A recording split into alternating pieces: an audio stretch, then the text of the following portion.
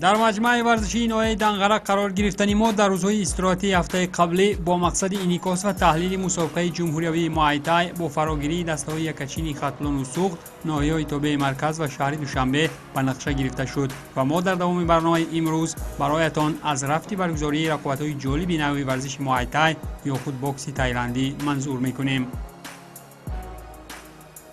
مقصد از برگزاری چنین چهاربینی‌ها از آن عبارت است که ذوق بلند نمودن ذوق نوجوانان به نمود ورزش و شامل شدن جوانان به هر گونه حزب و حرکت‌های نامطلوب ارتجاعی و هدف دیگری که در همین برگزاری مسابقه از روی نمود موای تای برگزار کرده می شود این نمود ورزش موای تای است و مقصد از برگزاری آن از آن عبارت است که دوستی جوانان تاجیکستان دائما پاینده بماند و هدف هم نیز چنین میباشد.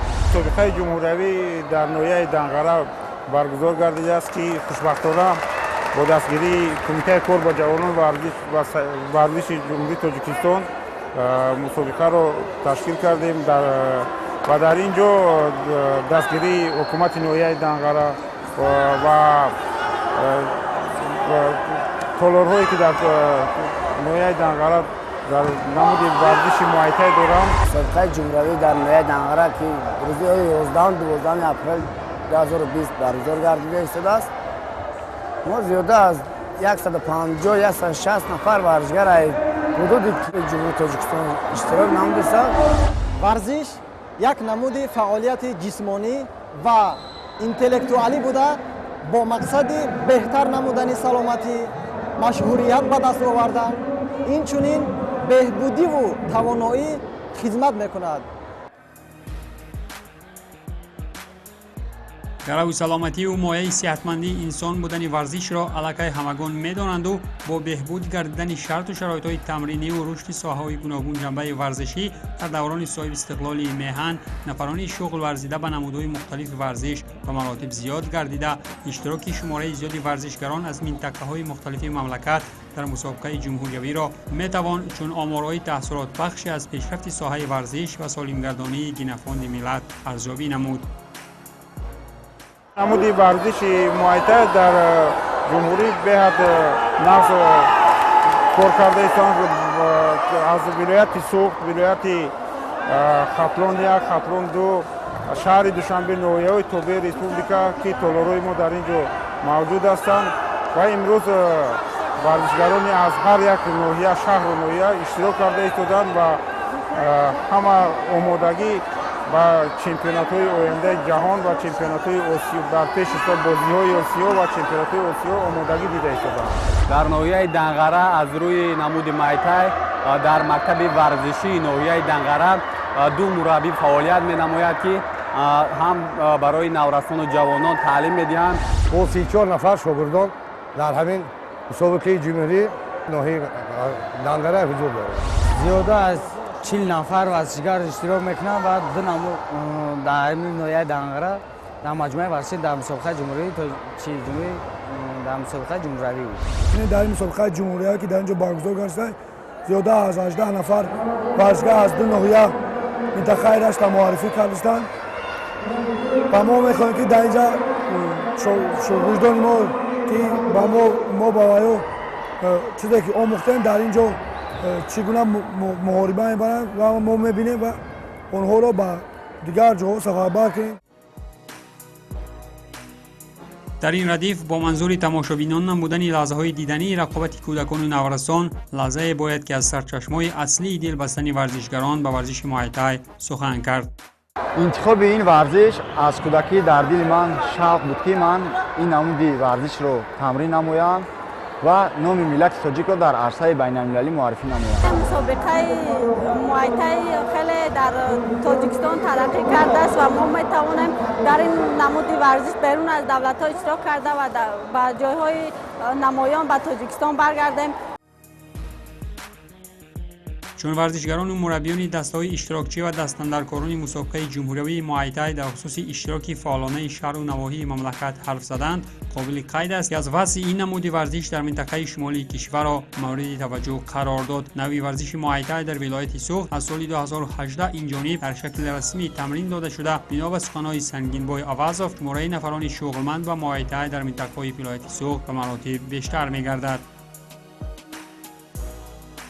در ولایت سوخت بسیارتر به موای بچه‌ها شوق هوس دارند. عیناً الان خصوص در ناحیه 8 شاگردایی که ما یکین سال اگر 30 نفر داشته باشیم، حاضر 70 تا 100 نفر در گروه من مشق می‌کنیم. برای رشد و رونق نوع ورزش موای تای و تربیت شاگردان با مهارت در منطقه رشت باشد، مربی کردان و پراستعداد نصرت الله غیرت و فعالیت نموده از نامدارترین ورزشگران رشته موای تای نام برده می شود.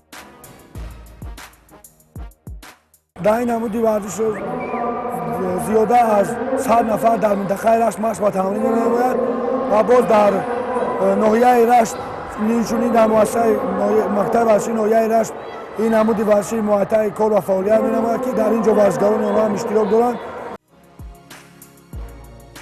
نصرت الله غیرتوف که عین حال وظیفه مربیگی ورزش بوکس تایلندی را در ناحیه نورآباد بر عهده دارد، در طول مسند ورزشی خویش در چندین مسابقه‌های فراجهانی شرکت ورزیده 3 مراتب به گرفتن عنوان قهرمانی جهان از نمود ورزش موای تای هم مشرف شده است. اولین بار که من سر کردم این ورزش رو تقریبا 14 ساله بودم که در این نمود ورزش خود شوق بستم و آمدم با شهر دوشنبه مشق و تمرین کردم. مشق و تمرین خود رو دوام دادم و در همونجا زیاده از 4-5 سال مشق و تمرین کردم و در چندین مسابقه‌های سطح جمهوریوی و ناحیوی و شهری اشتراک نمودم. 17 مرتبه چمپیون جمهوری تاجیکستان گشتم و بار اول من از تاجیکستان به بیرون برآمدم. این بر جمهوری ازبکستان سال 2011 در شهر تاشکند جمهوری ازبکستان مسابقه چمپیون جهان برگزار گردید که ما در اونجا 9 نفر ورزشگر اشتراک نمودیم و من در وزن 63 کیلوگرم سزاوار جای اول و مدال چمپیون جهان را به دست آوردم. محض ثمره کاری نصرت الله غیرتوف و شهباز عباسوف بود که تیم منتخب رشت در مسابقه بین المللی در مجموع 7 مقام اول را صاحب شد که 4 نفر از مقامداران زینه اول مسابقات محض ورزشگران ناحیه نورآباد و شاگردان نصرت الله غیرتوف می باشند.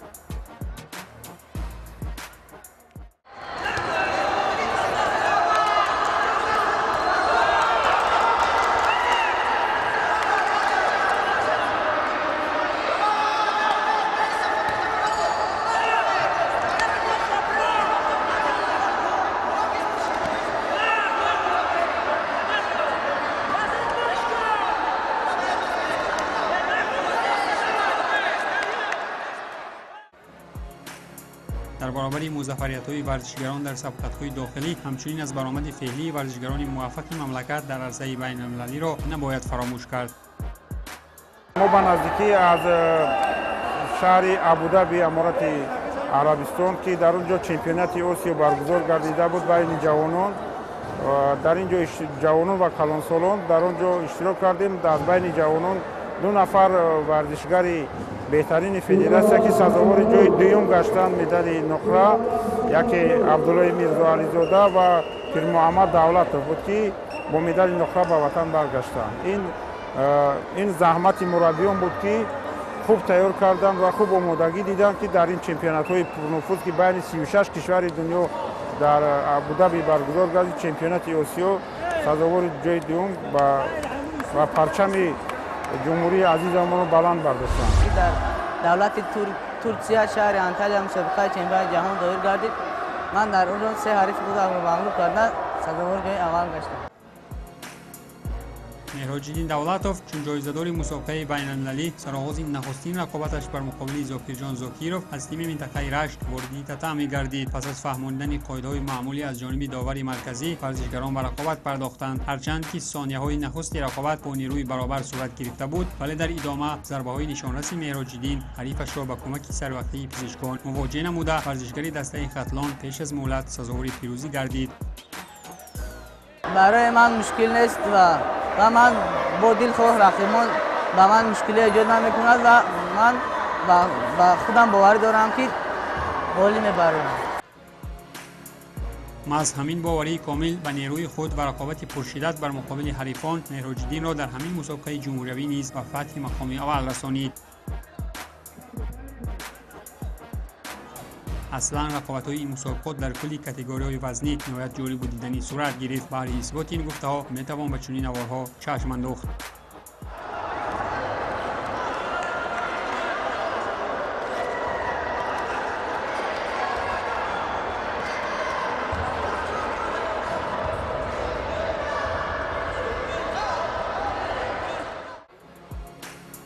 در ردیف دیگر رقابت‌های نهایت جالب و پرشدت میان دسته‌های اشتراکچی مسابقه همچنین رقابت خدانظر و فرزاد از منطقه رشت با ورزشگری ناحیه رودکی دولت و پیر محمد را میتوان در علاویدگی قید نمود.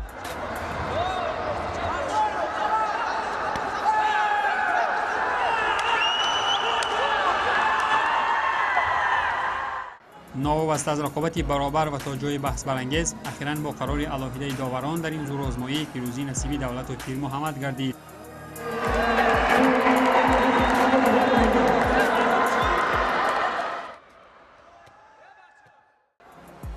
عضو دسته منتخب کشور به موای تای و جایزه‌دار مسابقه بین‌المللی پیر محمد دولتوف در مسابقه مذکور دسته ناحیه رودکی را نمایندگی می‌کرد. در رقابت دوم خویش در قیاس و رقابت پیشین با آسانی ظفر یافت.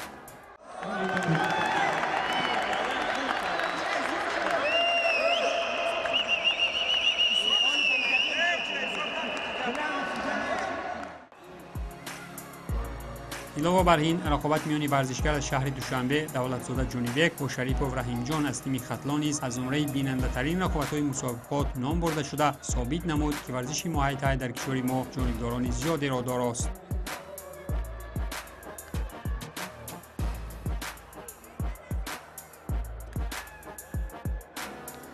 قابل قید است که با وجود اشتراک نفران سرشمار از منطقه‌های مختلف کشور متاسفانه در این مسابقات ما یگان ورزشگر بانوی را از جز سعیده رستم از شهر دوشنبه نیافتیم.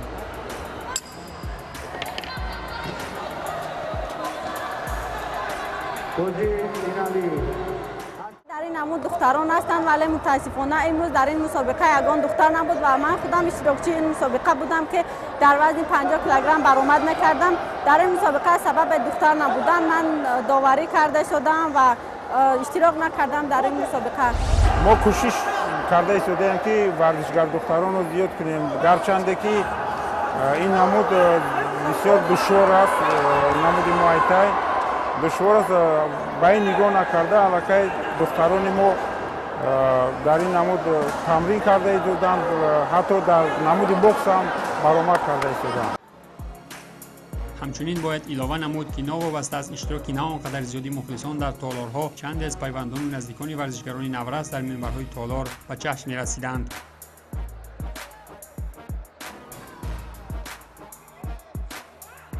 موضوع اصلی مورد بحث و بررسی قرار گرفته در مسابقه جمهوری آید به موای تای بین نورسان جوانان باشد تا جای بحث برانگیز داوری به حساب رفته بود که البته نه همه وقت جانب‌های درگیر را قناعتمند می‌نمود.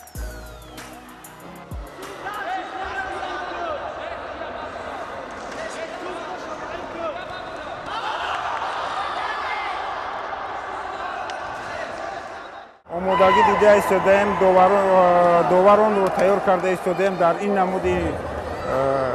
نمود موای تای که من خود در چمپیونات‌های جهان در تایلند در دیگر دولت‌ها در چمپیونات‌های جهان همچون داور اشتراک کردم و علاقه ما درس‌های داوری رو سر کردیم. درس‌ها گذشته ایستادیم، داوران بهترین آماده کرده ایستادیم.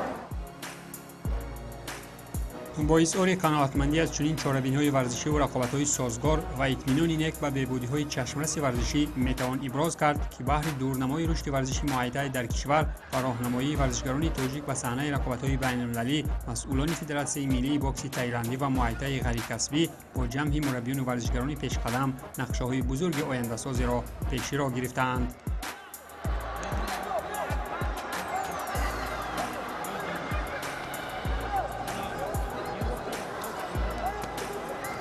من در آینده نقشه دارم که شاگردای زیاده تیار کنم، کادرایی که رنگ خودم بسیارتر بچه‌ها از شاگردای خودم تیار کرده در از ولایت سوخت از ناحیه همین 8 شاگردان رو ما بسیارتر گردانیم در مسابقه‌های بین‌المللی و جهانی رفته اشتراک کنیم.